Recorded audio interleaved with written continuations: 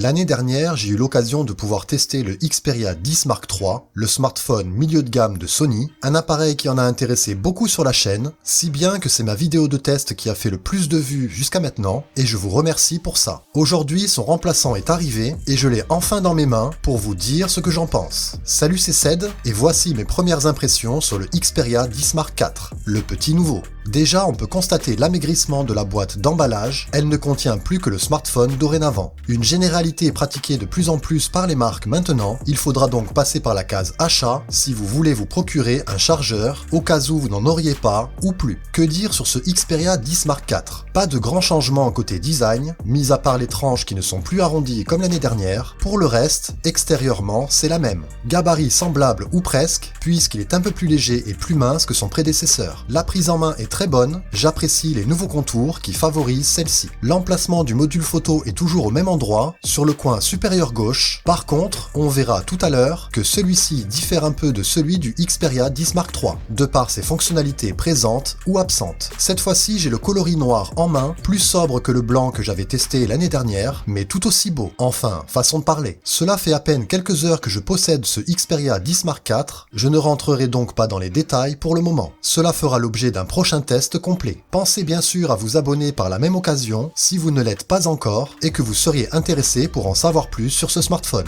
À l'allumage, peu de surprises, on est bien entendu sur l'interface de Sony, bien connue, à la fois simple et sans surcouche encombrante, ce qui sera idéal pour la majorité des consommateurs qui ne veulent pas forcément s'imposer une multitude de fonctionnalités complexes à comprendre. Et bien sûr, la dernière mise à jour actuelle Android 12 est présente et installée. L'écran est toujours sublime, avec le savoir-faire de Sony, on n'est pas étonné, la marque est réputée pour sa conception de ces derniers, et même pour un appareil de cette gamme, une attention particulière est présente. On est toujours sur une dalle OLED HDR, avec une taille de 6 pouces et une définition en Full HD+, protégée par du verre Corning Gorilla Glass Victus. Cet écran offre de belles couleurs et des noirs profonds, par contre pas encore de rafraîchissement en 120 Hz, réservé pour le moment au modèle haut de gamme. On est donc sur du 60 Hz, mais cela n'empêche pas un certain confort dans l'utilisation, le smartphone reste tout de même assez fluide. Côté autonomie, déjà qu'elle était très bonne sur le Xperia 10 Mark III, elle promet d'être encore meilleure sur ce Xperia 10 Mark IV,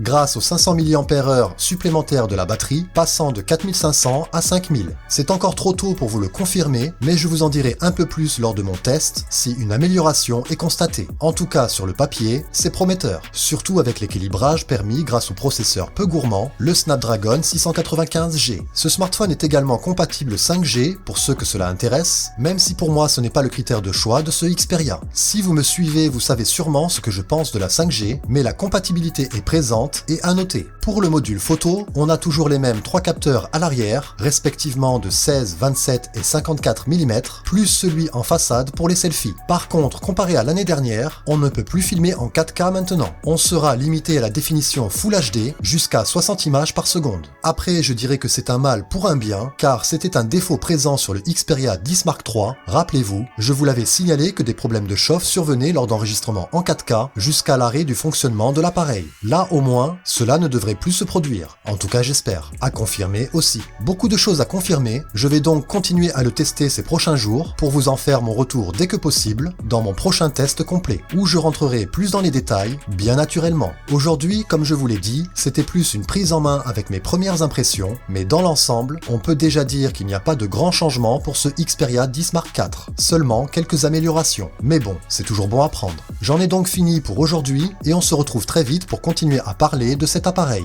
et vous donner mon avis définitif. Sur ce, je vous dis à bientôt, bye!